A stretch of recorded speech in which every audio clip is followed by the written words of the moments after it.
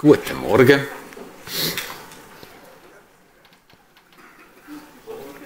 Durchschnaufen und auftanken.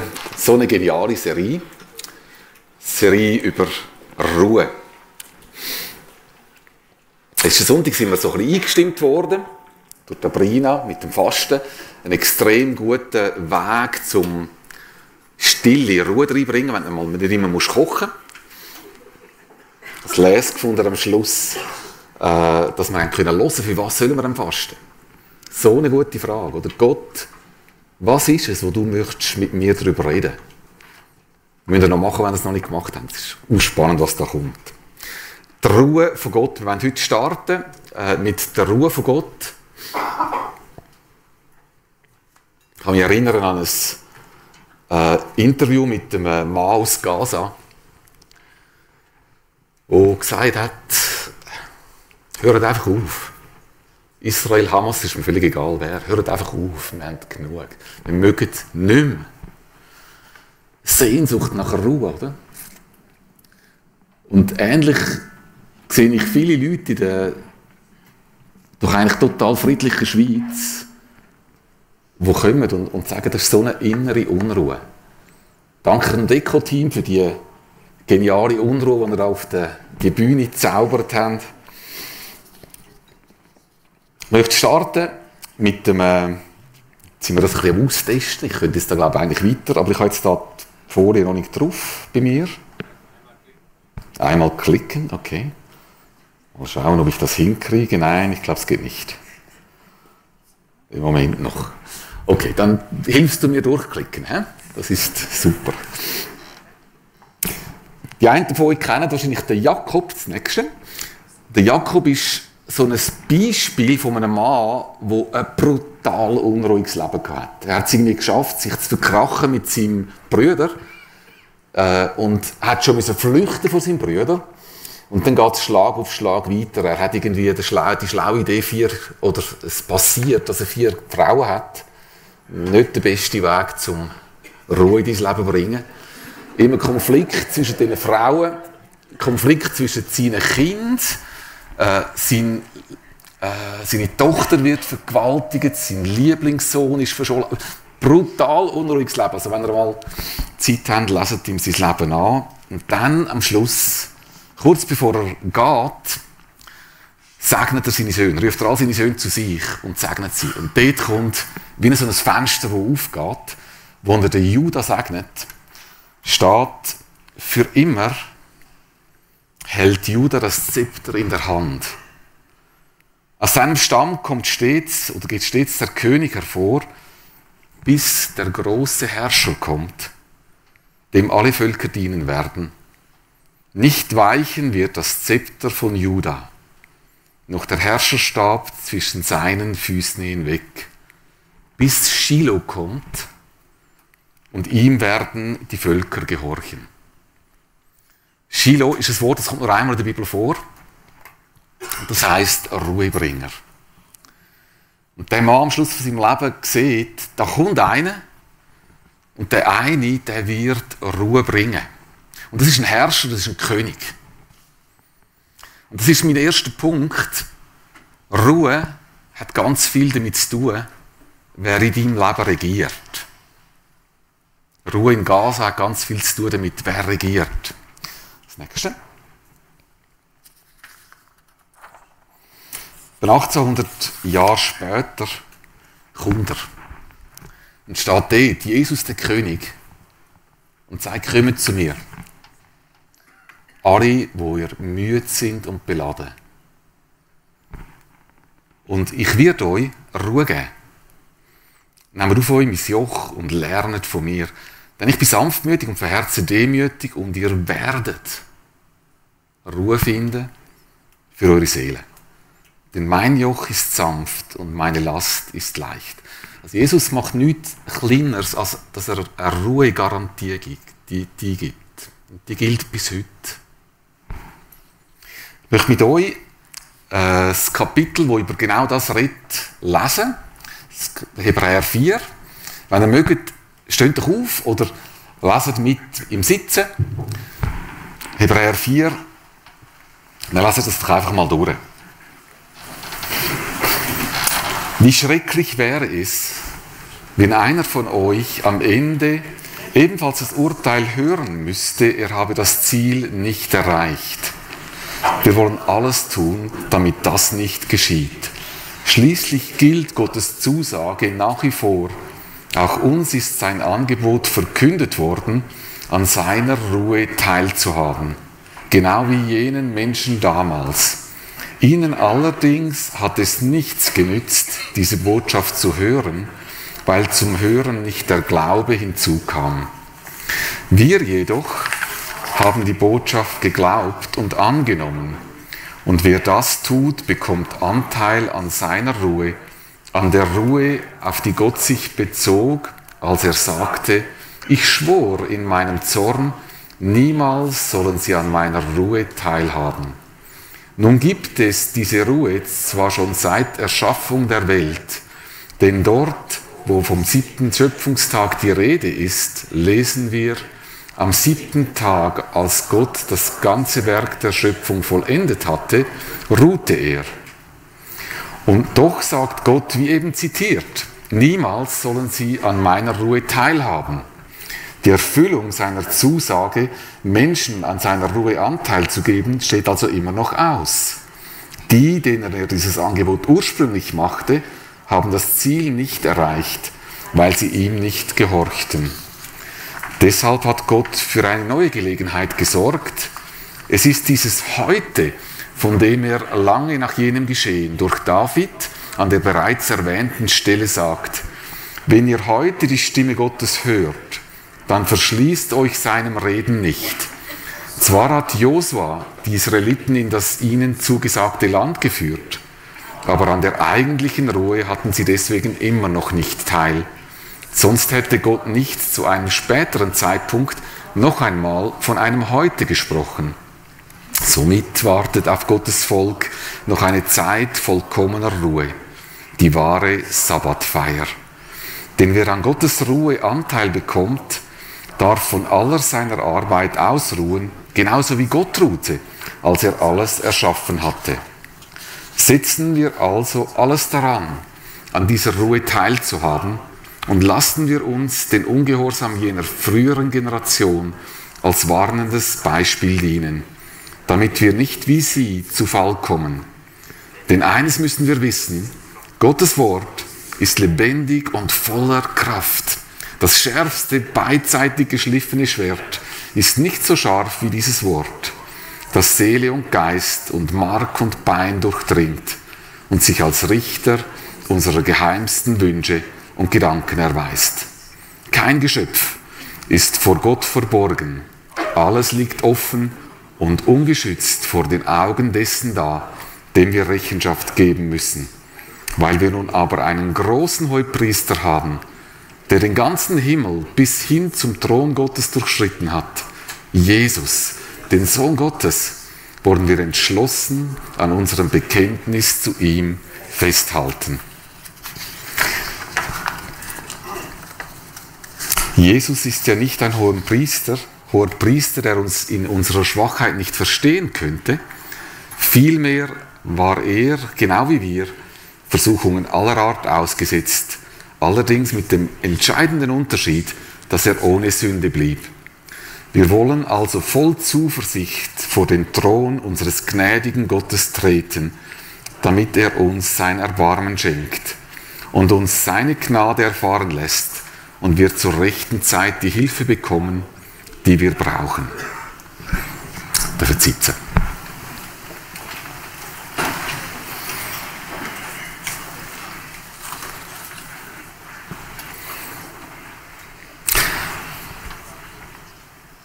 Das ist ein Kapitel, wenn ich den ersten Teil zusammenfasse von dem Kapitel, dann geht es am besten mit dem Schema da. Wir haben gesagt, wenn wir Ruhe wollen in unserem Leben, kommt es darauf an, wer regiert. Und es kommt auch darauf an, wer rettet in unserem Leben, wenn wir Ruhe wollen in unserem Leben. Ruhe ist es scheint wie zum Grundprogramm von Gott zu gehören. Das Versprechen von Jesus, das ist nicht neu. Das hat Gott von Anfang an so geplant. Ruhe ist wie ein Grundplan, passend zu dem Grundbedürfnis in uns hinein.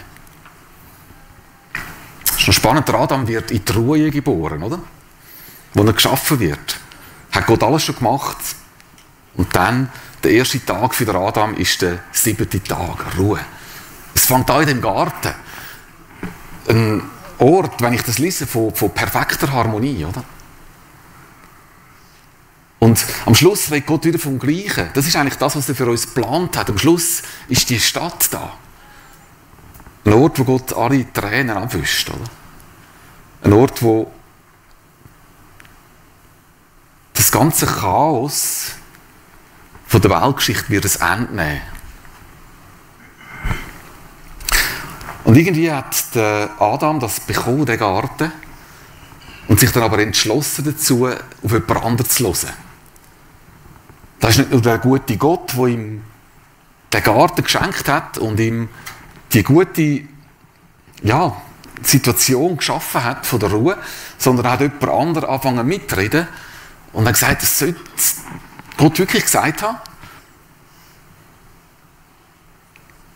Und schade ist, dass der Adam dieser Stimme gelesen hat, oder? Und sich selber in den Absturz gebracht hat, in die Trennung von dieser Ruhe von Gott. Und all seine Kinder mit ihm. Und seither ist es extrem unruhig da unten.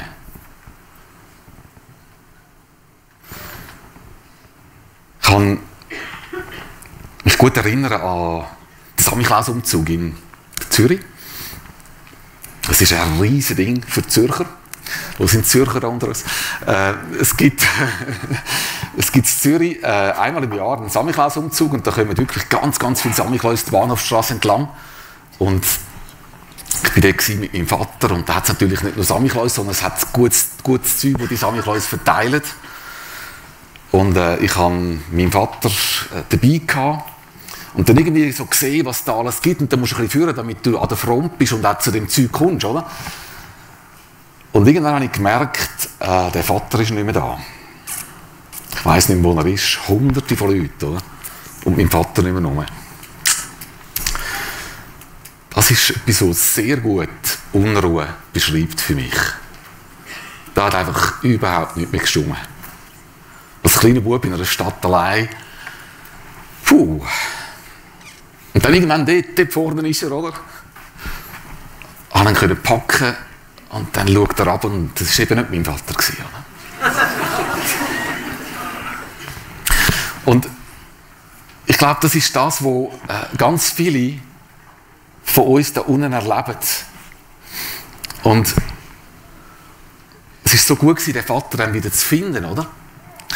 Und es ist so gut, dass der Vater da ist und selber nach uns sucht und eigentlich immer auf seinem Schirm hat, auf seinem Plan hat, auf seinem ganzen Programm hat, uns die Ruhe wieder zu bringen und uns wieder zurückzuholen in die Ruhe bei ihm. Das ist etwas, was Gott von ganzem Herzen will. Und das Kapitel da redet eigentlich darüber, die Ruhe, die steht. Gott ist bereit, uns reinzunehmen, in die Ruhe hinein. Die Ruhe ist Programm im Leben von Jesus, wenn du ihn beobachtest. Mitten im Trubel hinein, wenn er kommt, dann kommt Ruhe. Und es hat Leute gegeben, die das immer wieder gespürt haben. Und Josua war so einer, der nicht weggehen von dem Zelt, wo der Gott war, oder? Und sich entschlossen hat, und ich höre dem Gott zu. Und ich höre nicht auf die anderen Stimmen. Ich weiss, das Land ist schwierig zu mir, aber ich habe ein Versprechen von dem Gott. Ich habe etwas bekommen von dem Gott, das ist da in meiner Hand. Und das werde ich nicht loslassen. Ich werde einfach nicht. Ich werde wirklich nicht auf dich hören, oder? Sondern ich hebe das, ich hebe mich fest an dem, was Gott mir gibt. Er hat wie verstanden, dass die DNA von Gott eine gute DNA ist. Wenn Gott redet, dann entsteht Leben. Ich habe vorher ein bisschen mit dem Tom geredet, von der IT. Er arbeitet im IT-Bereich. Cybersicherheit. Ich kann dir sagen, du musst einen falschen Programmierer für deine Firmensoftware finden. Und dann ist Unruhe garantiert, oder? Gott ist ein genialer Programmierer. Und er hat uns sein Programm in die Hand gegeben. Und es heisst in dem Kapitel, löhnt das nicht los. Löhnt das nicht los.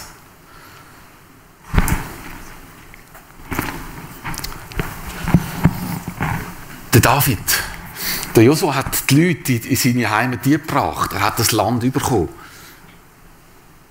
Hat er dem Gott festgegeben und hat gesehen, wie geworden ist, was der Gott versprochen hat.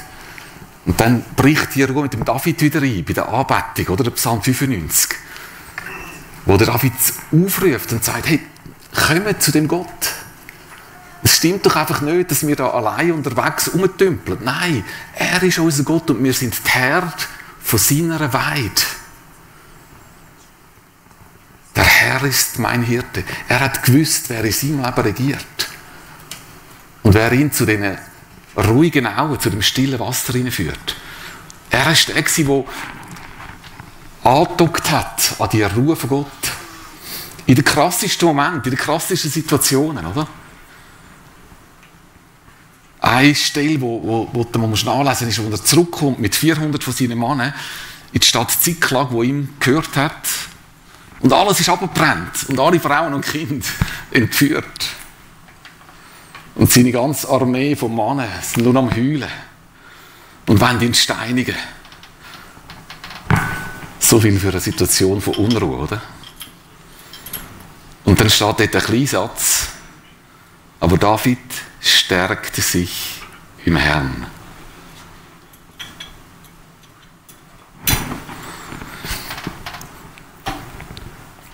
Das haben wir zu gut. Der Zugang zu dem Gott. Und dann mit Jesus bricht das natürlich nochmal ganz anders ein. Mit Jesus kommt der Ruhebringer, der Shiloh. Und egal wie die Situation ist, da bringen sie im Ehebruch gefundene Frau und wenn sie steinigen. Ist nicht gerade eine ruhige Situation. Und Jesus sagt einfach kein Wort. Und alles verändert sich einfach, weil er dort ist. Oder? Und dann, wer von euch ohne Schuld ist, soll der erste Stein rühren. Dann siehst du wieder runterknüllen und wieder schreiben. Und am Schluss sind alle weg, nur noch die Frau und er. Und er lässt sie gehen mit der Autorität. Ein neues Leben zu führen. Er sagt, gang, sündige nicht mehr. Alles ist gedreht. Alles ist neu. Wegen einer Begegnung mit dem Gott. Weil Reich Gottes reinkommt. Weil der Gott regiert und seine Worte bestimmen werden für das Leben. Am Schluss, wo er am Kreuz hängt, oder? Mensch, also da ist nichts mehr von Ruhe, oder? Äußerste Qual. Ist der neben ihm, schaut ihn an. Und sagt, Jesus, wenn du in dein Reich kommst, denk an mich. Und der Jesus schaut ihn an und sagt, heute wirst du mit mir im Paradies sein. So unabhängig von der Situation, wo die Leute drin sind und wo Jesus drin ist, da kommt der Strom von Ruhe und von Frieden von seiner Seite. Und das wünsche ich uns in unsere Situationen hier, weil nach Jesus ist nichts mehr gleich. Die Trennung von dieser Ruhe von Gott, die ist aufgehoben. Wir sind natürlich noch mit beiden Beinen da auf dem Boden, oder? Wir sind immer noch in diesen unruhigen Situationen drin. Aber wir sind auch mit ihm auferweckt, mit ihm versetzt in himmlische Regionen. Das ist ein Vorgeschmack von dem, wie es mal wird sein im Himmel. Und ich kann mit ihm ansitzen. In den Situationen, die ganz schwierig sind. Ich habe immer das Recht, da hinzukommen und bei ihm zur Ruhe zu kommen. Und ich freue mich auch fest auf die Stadt, die kommt. Die Stadt, die nochmal eine ganz andere Dimension von Ruhe wird haben. Meine Wohnung ist dort gebucht. Hast du die Wohnung in dieser Stadt? Und da kann man vielleicht ein bisschen verstehen, warum das da heisst, setzt alles dran. Er möchte unbedingt nicht, der den Brief schreibt, den Hebräerbrief, dass die Ruhe verpasst wird, von jemandem da rein, von jemandem zu seiner Zeit. Verpasst das unbedingt nicht. Ich möchte noch mit euch darüber reden, einfach noch mal einen Schritt zurückgehen und schauen, was ist denn das für ein Wort? Was heisst denn das, die Ruhe? Die Katapausis. Und ich glaube, das Erste, wo das Wort meint, ist, dass du die Hand von dem Vater wieder findest. Es ist es daheim. Du bist wieder an einem sicheren Ort, wo es an nichts fehlt. Der Petrus braucht das gleiche Wort in einer Predigt und sagt, der Himmel ist mein Thron, der Erde ist der Schimmel von meinen Füßen. Was für ein Haus wollt ihr mir bauen, spricht der Herr. Oder welches ist der Ort von meiner Ruhe? Im Lukas-Evangelium wird das gleiche Wort gebraucht, wo über Dämonen geredet wird, die austrieben werden und nachher überall durch wilde Gegenden, durch dürre Gegenden gehen, weil sie einen Ort suchen von der Ruhe. Das ist das Wort. Und der Mose, der bringt es wie auf den Punkt, wenn er sagt im Psalm 90, du bist unsere Wohnung gewesen, Gott. Von Generation zu Generation. In dir, bei dir haben wir die Heimat, das Heimkommen. Und ich glaube natürlich, dass das ist für die Wohnung irgendwann in der Ewigkeit, gell? Aber was ich auch ganz fest betonen heute ist, ich glaube, dass Gott für dich eine Wohnung hat, jetzt da, einen Platz hat jetzt da. Ganz viel von dieser Unruhe in Betrieb oder auch in Familien oder auch hier in unserer Kirche, es hat häufig damit zu tun, dass man Angst hat, seinen Platz zu verlieren. Vielleicht kennst du es, wenn du im Flugzeug gebucht hast oder, und hier kommst, kommst du wieder zur Ruhe, wenn du mal deinen Sitz hast, oder? Wenn es dann noch ein cooler Sitz ist, ist es umso cooler. Das ist so ein Bedürfnis, einen Ort zu haben, wo man hingehen kann. Und ich wünsche dir die Hand von dem Vater, der dich erlöst davor, dass du dauernd um deinen Platz kämpfen musst. Dauernd in dem Konflikt bist mit anderen, weil du das Gefühl hast, die haben mehr als ich.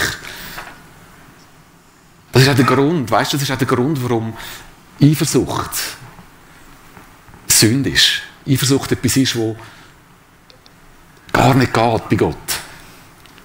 Weil es ist Unglauben, es ist nicht verstanden haben, dass der Gott dich sieht. Dich sieht, dich gemacht hat. Und genau weiss, was du brauchst.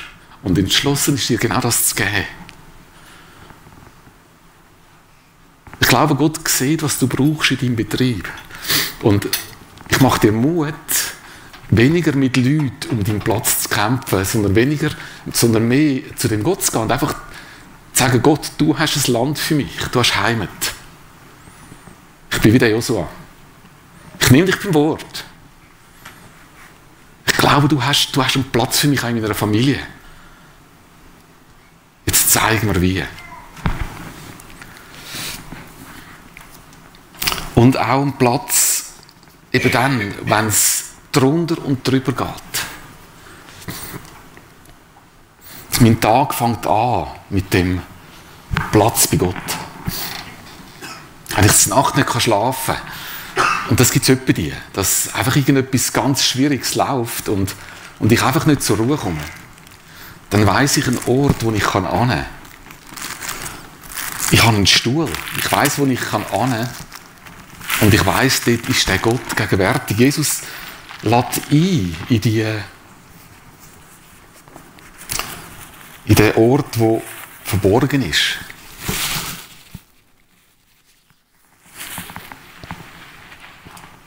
Er hat den total gekannt, den Ort. Er hat jederzeit mit seinem Vater können verbunden sein. Er war total an dieser Hand gewesen.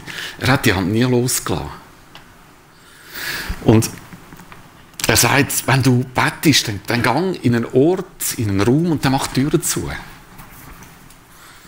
So dass dich niemand anders sieht, oder? Und der Gott, der im Verborgenen ist, der wird dir das belohnen. Und das ist so ein Hammerort. Ich habe so viele Leute, die mich beten um irgendein Medikament, damit sie schlafen können Nacht. Ich schlafe nie und dann um 3 Uhr wache ich und dann dröhlt das Kino, oder? Und die funktionieren, die Medikamente. Aber der Stuhl bei Gott, der funktioniert viel, viel besser. Das ist so ein guter Ort.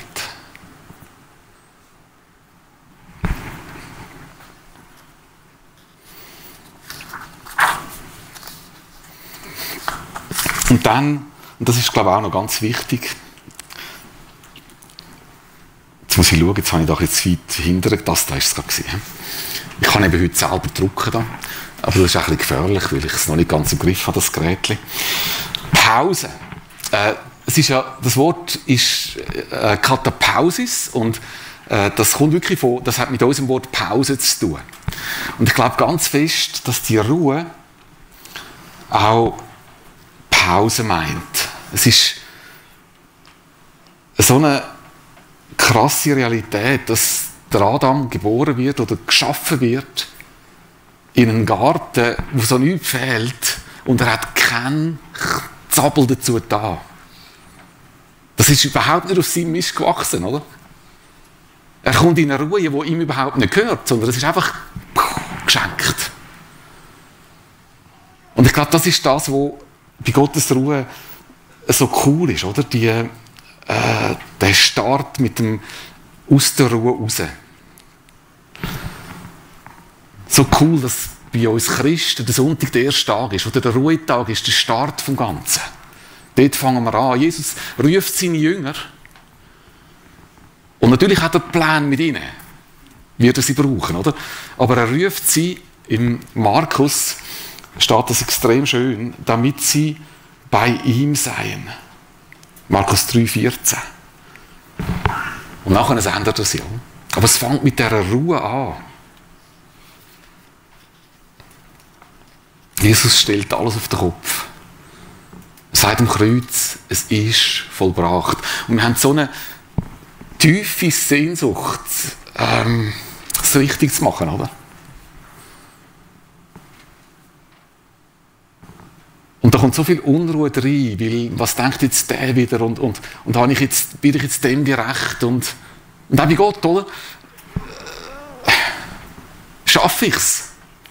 Schaffe ich es, dem Gott gerecht zu werden? Und Jesus sagt, nein. Nein, schaffst du es nicht. Aber selig bist du, glücklich bist du, so gut hast du den Wunsch. Glücklich bist du, wo dürstet danach. Es ist dir nicht egal, oder? Du möchtest es richtig machen. Wo dürstet danach nach dieser Gerechtigkeit. Weil du wirst satt werden. Aber nicht eine Gerechtigkeit von dir.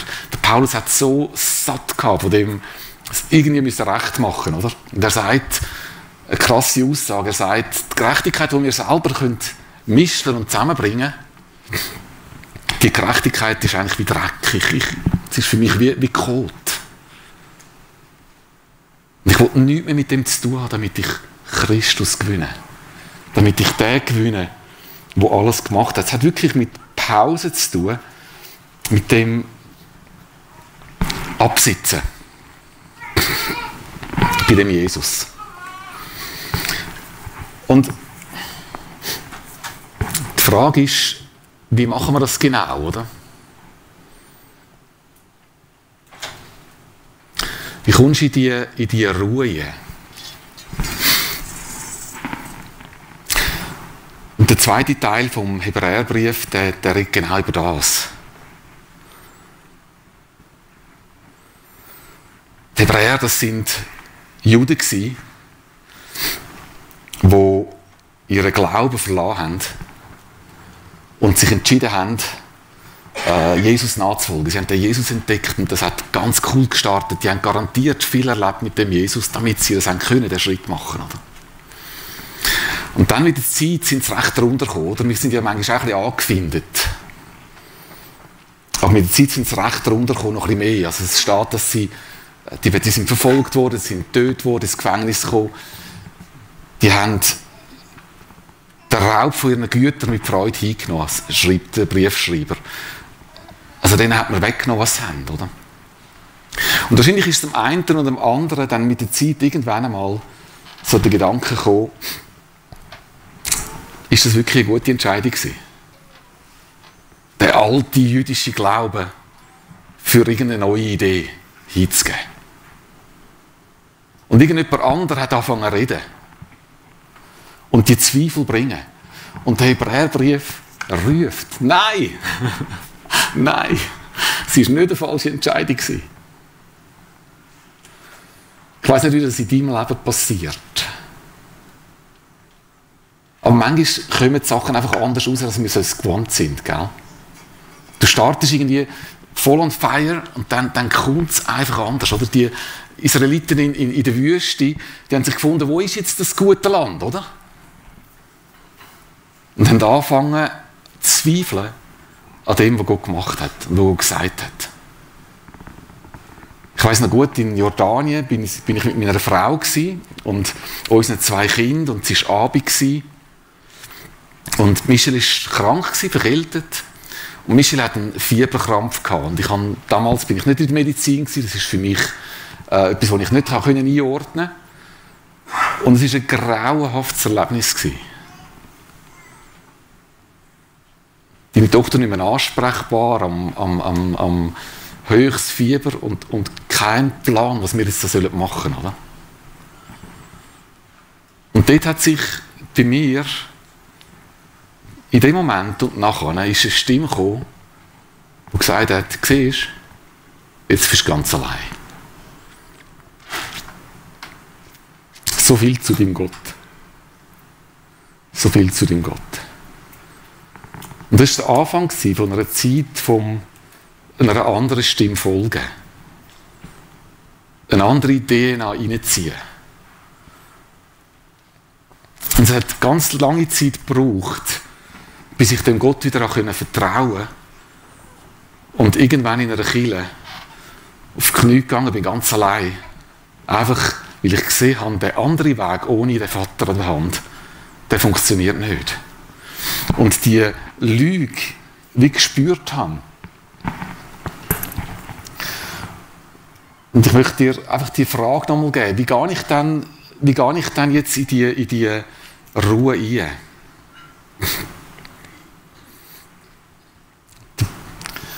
Der Schreiber vom Hebräerbrief sagt, du hast etwas bekommen, du hast ein Schwert. Du hast die Worte von dem Gott bekommen.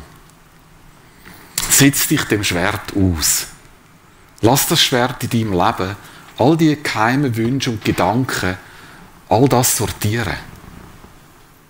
Aber lass es unbedingt nicht los. Und dann gib dem Jesus die Hand.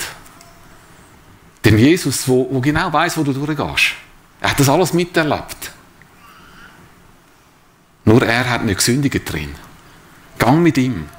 Dem, der immer für dich betet. Dem, der dich vertritt vor dem Vater. Gang an seiner Hand auf den Stuhl. Gang an seiner Hand in die Gegenwart von Gott. Nicht irgendwann, sondern jetzt, heute. Es ist immer ein Heute, es ist immer jeden Tag eine Möglichkeit. Das ist unser Recht, anzudocken bei dem Vater. Vielleicht kannst du die letzte Folie auftun.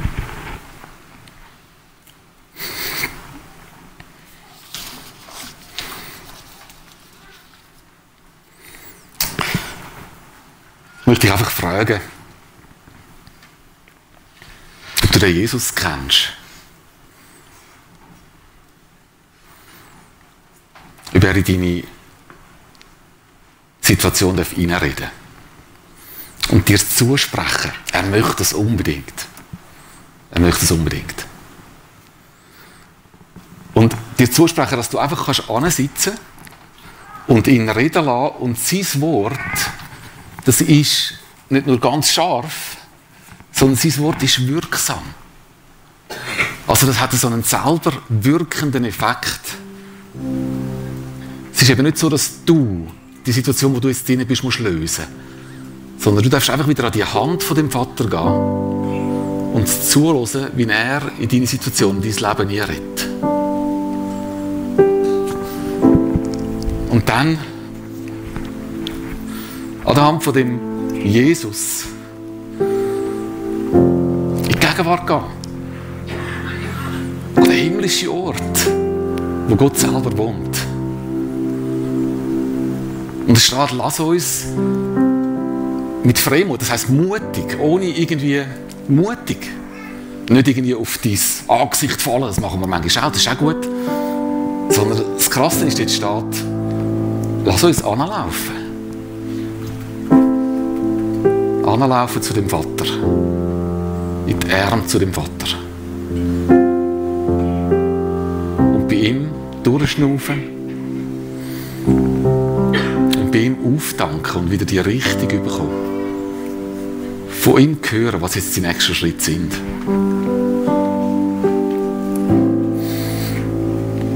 Du noch beten. Jesus, danke viel, viel mal.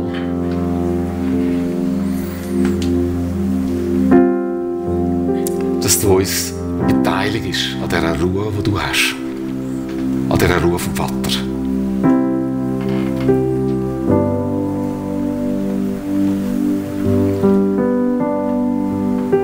Ich bitte dich um Hilfe, dass wir das, was du gesagt hast, nicht loslassen.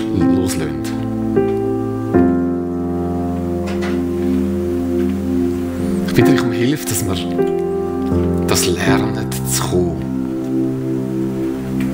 Das lernen einzutreten. Danke, Vater. Danke, dass wir dürfen. Danke, Jesus. Danke, dass der Weg frei ist. Und jetzt laden wir dich einfach neu ein. Wir wollen, dass du regierst in unserem Leben. Dein Reich soll kommen. Und wenn das dein Wille, dein Wort geschieht in unserem Leben, wie im Himmel, so da im Kreuzpunkt so in unserem Leben.